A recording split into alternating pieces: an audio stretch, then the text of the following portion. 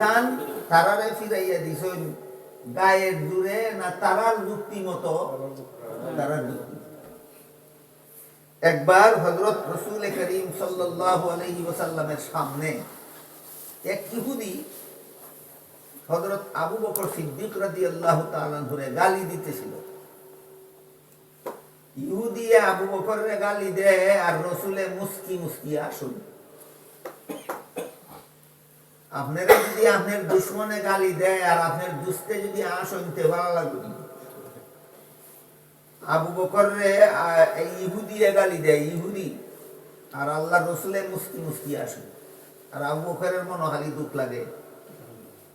হে আমারে গালি দেয় আর তাই না আসুন, হে আমারে গালি দেয় আর তাই না আসুন, এটা দিতা তাই মুসিতা দিল তাই না আমার পক্ষ থেকে জবাব দিতা। শেষ পর্যন্ত তাই গালি সইতে না হারিয়া তাই জবাব দেওয়া শুরু করছে।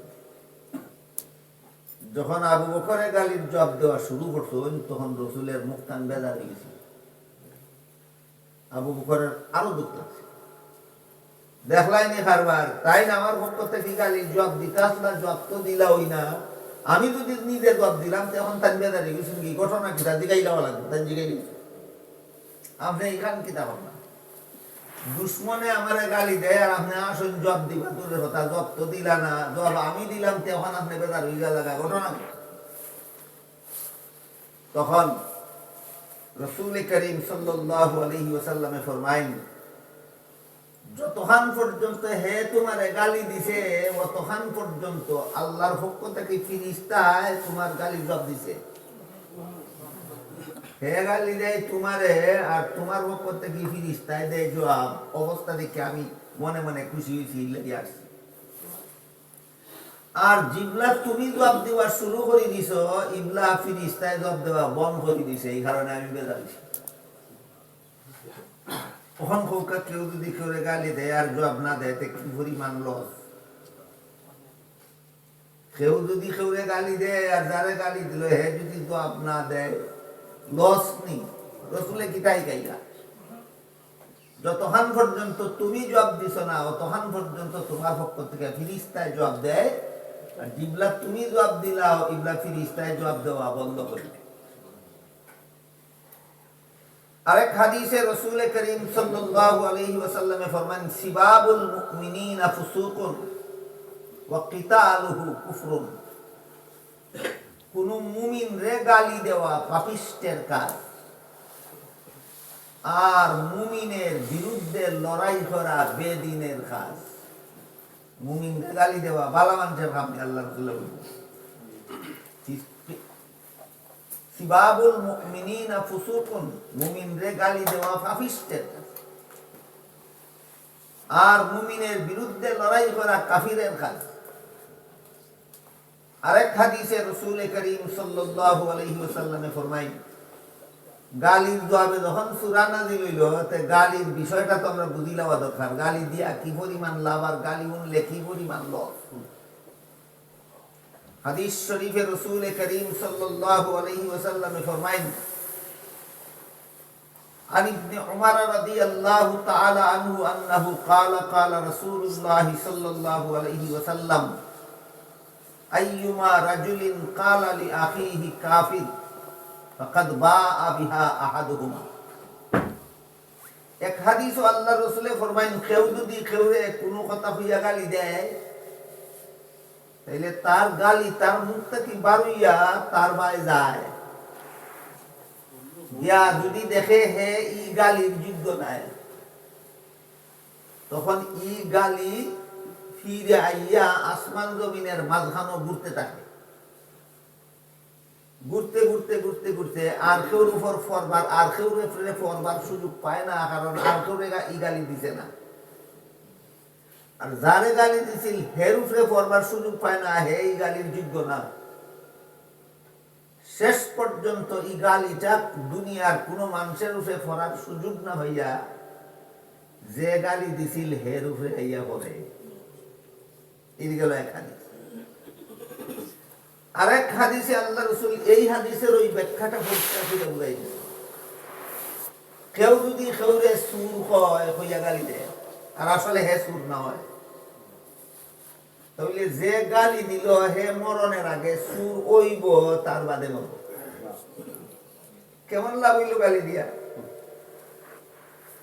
আরো ব্যাখ্যা করে আল্লাহ রসুলে ফরমাইন, কেউ যদি কেউরে কাফির হইয়া গালি দেয়, আসলে ও যদি সে কাফির হয় না, তাহলে যে কাফির হইয়া গালি দিছিল হে কাফির ওইব তের বাদে মরব। হযরত মুসা আলাইহিস সালাম রে ফেরাউনে কাফির হইয়া গালি দিছে। যখন ফেরাউনের কাছে মুসা আলাইহিস সালাম দাওয়াত দিয়া গেলেন, ফেরাউনে কয় ফাআলতা ফাআলাতাকাল্লাতী ফাআলতা ওয়া আনতা মিনাল কাফিরিন। মুসা, তুমি আমার ঘরে লালিত পালিত হইছো 30 বছর, আর এক বেটারে কোন হইরা তুমি ফলাইয়া রইছো 10 বছর। হে তার জানা মতো কোন করা হয়।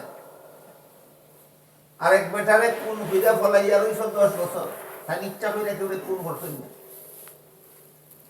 জালিমরে ফিরাইতে গেছেন আর হে মরছে, এটা ভিন্ন। হাজুই তুমি আমার দরবারের খুনের আসামি, ফাঁসির আসামি, তুমি আমার খুদাই অস্বীকার হইয়া আরেকজন খুদার দাওয়াত লইয়া আইছো আমার কাছে, তুমি একটা কাফির। কে হয়? ফেরাউনে কয়। কারে?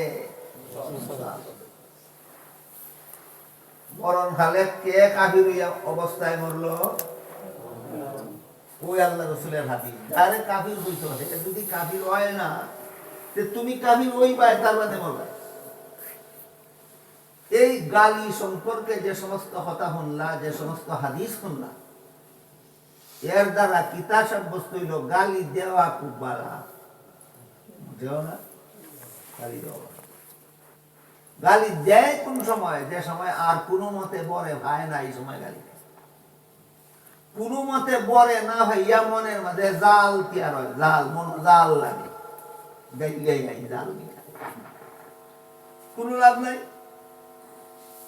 এক তো তোমার মনের জাল সামান্য সময় লাগে মিঠাইলাই, ওপর দিক দিয়ে তুমি যে গালি দিলাই তোমার বাইরে, এই গালি তোমার কপালও লেখাইলাই।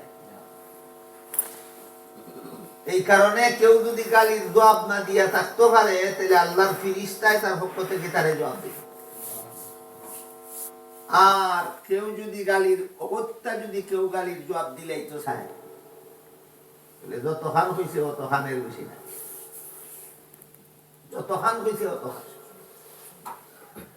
হাদিস শরীফে আছে রমজান মাসে ঝগড়া হইল না, রোজার একটা ঝগড়া হইল না। ঝগড়া লাগবো কেমনে? কেউ যদি তোমার গালি দেয় আর তুমিও যদি ভালো দিয়ে গালি দিলাও, তে ঝগড়া লাগতো। তোমারে যদি কেউ গালি দেয়, তুমি তারে কোনটা হইও না, ঝগড়া লাগতো না। কোনটা না হইয়া যদি তাকতাই পারো না, সহ্য করতে পারো না, বেশির থেকে বেশি তখন হইবাই যে আমি তোমার গালির জবাব দিতাম পারতাম না, আমি রোজা রাখছি, বোঝার লাগতো না। এক বেচি বলে আর এক বেচি দেখো আজকু তোর লগে সাহায্য করতাম, আজকু তোর লগে সাহায্য করতাম, কথায় কথায় সাহায্য লাগি গেছে না উপরে ফুলে সাহায্য করতে গেছে। ই ব্যক্তি হয় আমার ট্যাং পানি পড়ছে, তোর লগে সাহায্য করতো, হয় ট্যাংটা তুললে দু ট্যাংটা নিয়ে তোর বাপের গারো তোরা অবস্থায় ওই লাগি গেছে।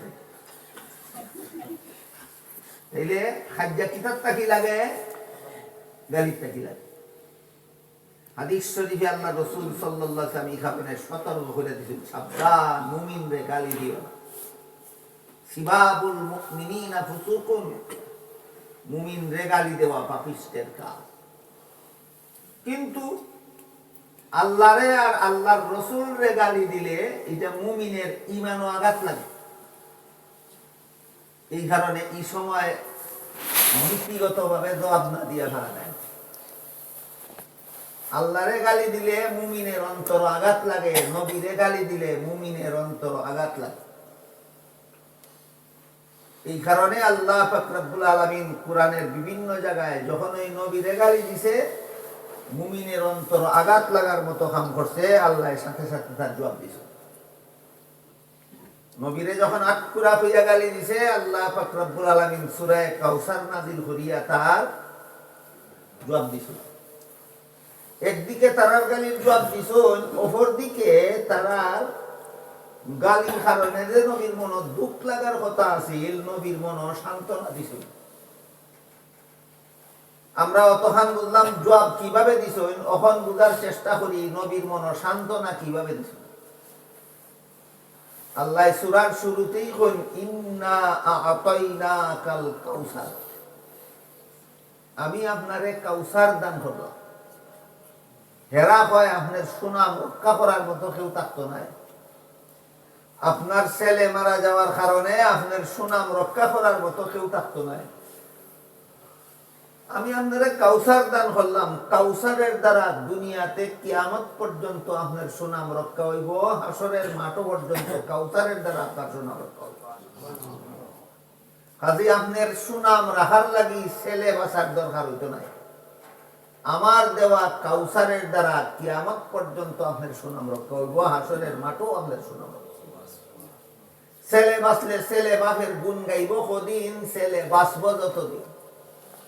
ছেলে তো আর কিয়ামত পর্যন্ত বাঁচত না, কিন্তু আমি যে আপনার কাউসার দান করলাম, কাউসার কিয়ামত পর্যন্ত থাকবো, কাউসারের দ্বারা কিয়ামত পর্যন্ত আপনার সুনাম রক্ষা হইব। কাজেই এরার কথায় আপনি মনে দুঃখ পাওয়ার কোনো কারণ নাই, মনে মনে অন্তরে অন্তরে দুঃখিত হওয়ার কোনো কারণ নাই। এই কাউসারের দ্বারা দুনিয়াতে কিয়ামত পর্যন্ত আমি আপনার সুনাম রক্ষা করি। বাকি রইল আরেকটা প্রশ্ন, যে নবীর সমস্ত ছেলেরে আল্লাহ শিশুকালে মরণ দিছিল। হায়াত মৌতের মালিক কে? আল্লাহ। আল্লাহ হায়াত দিছেন না, আল্লাহ শিশুকাল মরণ দিলেছেন। গতিকে আবু জাহাল এবং তার দল বলে নবীরে আটকুরা গালি দেওয়ার সুযোগ পেয়েছে। আল্লাহ যদি নবীর কোন একজন ছেলেরে লম্বা হায়াত দিলাইতা, তাহলে এরা নবীরে আটকুরা গালি দেওয়ার সুযোগ পাইল নেনি? পাইল না। আল্লাহ সমস্ত ছেলেরে শিশুকালে মরণ দিয়া আবু জাহালের দল রে গালি দেওয়ার সুযোগ খরিয়া দিলা কেন? প্রশ্ন বুঝলানি তো। আল্লাহ ইচ্ছা করলে নবীর কোন ছেলেরে বাঁচাইয়া রাখতে পারতা, লম্বা হায়াত দিতে পারতা। আর যদি এখান করি লাইতা, কোনো বেদিন কাফিরে নবীরে আটকুরা হইয়া গালি দেওয়ার সুযোগ পাইতো না। আল্লাহ এই সুযোগ দিলা। এই প্রশ্নের জবাব হইল আল্লাহ পাক রব্বুল আলামিন আমরার নবীরে সর্বশ্রেষ্ঠ নবী বানাইছেন এবং আল্লাহর গোটা সৃষ্ট জগতের মাঝে সর্বশ্রেষ্ঠ মর্যাদা দান করেছেন। আসমান জমিন চন্দ্র সূর্য গ্রহ নক্ষত্র মানব দানব জিন ফিরিস্তা যা কিছু আছে সবগুলি থেকে আল্লাহ আমরার নবীরে সর্বশ্রেষ্ঠ মর্যাদা দান করেছেন।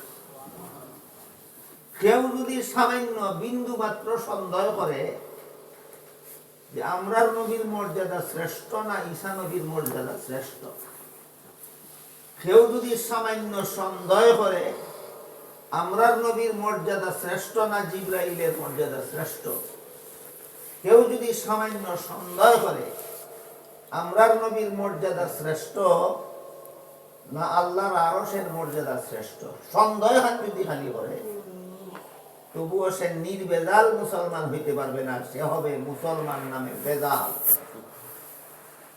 মুসলমানি নির্বেজাল করার লাগি যত কথা বিশ্বাস করা লাগে, এর মাঝে একটা কথা হইল আমরা নবীর আল্লাহ সৃষ্টির শ্রেষ্ঠ মর্যাদা দিয়েছেন। এই কথা বিশ্বাস না করা পর্যন্ত মুসলমানি নির্বেজাল হবে না, মুসলমানি বেজাল। আর যেসব কথা বিশ্বাস করলে মুসলমানি নির্বেজাল হয়, এই সব কথা বিশ্বাস করলেই মুসলমান আহলে সুন্নাত ওয়াল জামাত। নির্বেজালি মুসলমানি আকীদা বিশ্বাস